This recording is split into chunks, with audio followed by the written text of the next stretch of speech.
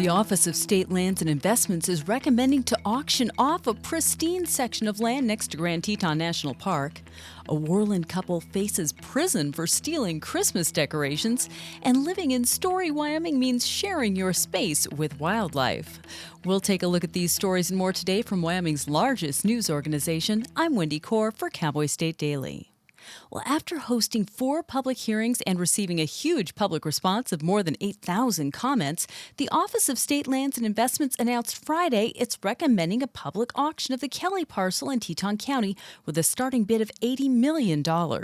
Despite a vocal public outcry and concern over a public auction for that pristine 640 acres of land that borders Grand Teton National Park, the office still recommends the Wyoming Board of Land Commissioners put the parcel up for auction, and with a starting bid nearly 30% higher than the property's $62 million valuation. That's according to Cowboy State Daily's Leo Wolfson. It's a pristine piece of land that's basically surrounded by Grand Teton National Park, and the state has been trying to figure out what to do with it for a number of years because they're not making much revenue off of it, and it's worth a ton of money. A letter released by the board concludes that disposal of the state parcel would benefit Wyoming's public schools, as revenues from the Kelly parcel are added to the state's Common School Permanent Land Fund. Well, accused of raiding people's storage units and stealing their Christmas decorations, a Worland man and his wife could both face prison time.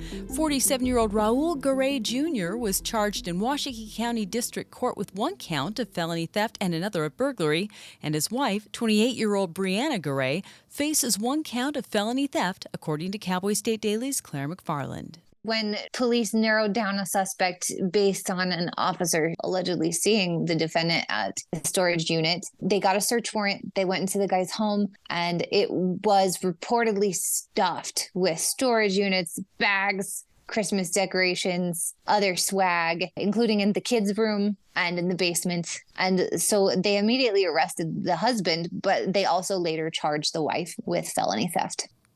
Well, living in Story, Wyoming means sharing your space with wildlife.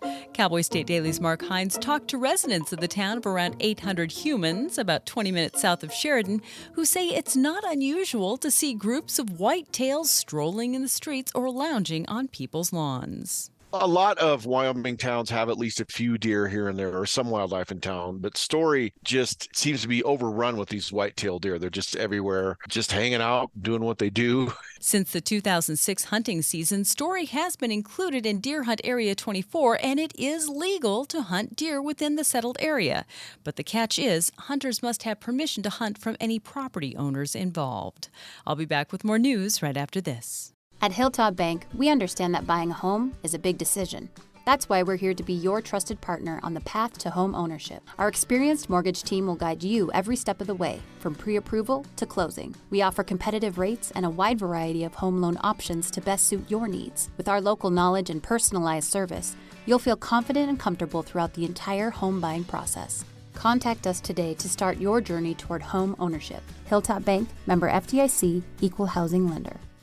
Wyoming U.S. Representative Harriet Hegman was one of 114 House members who tried to save embattled New York Republican George Santos from being expelled from Congress on Friday, but it was to no avail. Santos was expelled on a 311 to 114 vote, including 105 Republicans voting in favor of kicking him out.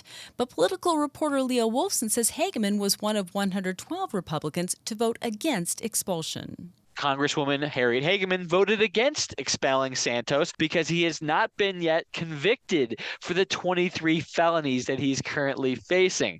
In addition to the felonies, Santos has also been caught lying about a number of claims he made, such as connections to 9/11, the Holocaust, and the Pulse nightclub shooting in Orlando. But it is important to remember that he has not been convicted, and he is the first member of Congress to ever be expelled for either not being supportive of the Confederate Army in the Civil War or facing actual conviction. So he made history today for a genuine reason.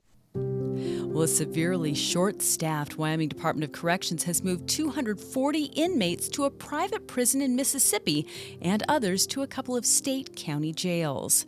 Cowboy State Daily's Claire McFarland reports that the moves are due to staff vacancies in the prison system, and while funding is in place for corrections staff, there aren't enough people applying for jobs. They said that they have positions funded, but they're not filling them. DOC did this before. Back in 2018, they sent like 80 inmates to this facility, or at least to private facilities out of state, including this one. And in this facility in Mississippi, one of the Wyoming inmates died by suicide. The inmates are being sent to the Tallahatchie Correctional Institute in Mississippi, as well as the Sublette and Lincoln County detention centers. And Chevrolet's new tearjerker of an ad had the word Ford edited off the marquee of the famous Ford Wyoming Theater in Dearborn, Michigan. Sharp-eyed viewers of Chevy's new emotional Home for the Holidays ad that debuted on Thanksgiving caught that detail, and they asked why Chevy would feature a prominent landmark with the name of a major competitor, Ford, even if Ford was digitally removed from it. So Cowboy State Daily's Dale Killingbeck asked. A spokesperson from the Ford Wyoming Theater in Dearborn, Michigan, confirmed that indeed the mini movie that was produced for the Chevrolet commercial was altered to take out the name Ford and to leave the name Wyoming. And the reason for that is they did not want confusion from the people that viewed the ad. And we also learned that the reason that the theater is named Ford-Wyoming Theater is because of the two streets where the theater sits. And that's today's news. You can get your free digital subscription to Wyoming's only statewide newspaper by hitting the subscribe button on CowboyStateDaily.com. I'm Wendy Core for Cowboy State Daily.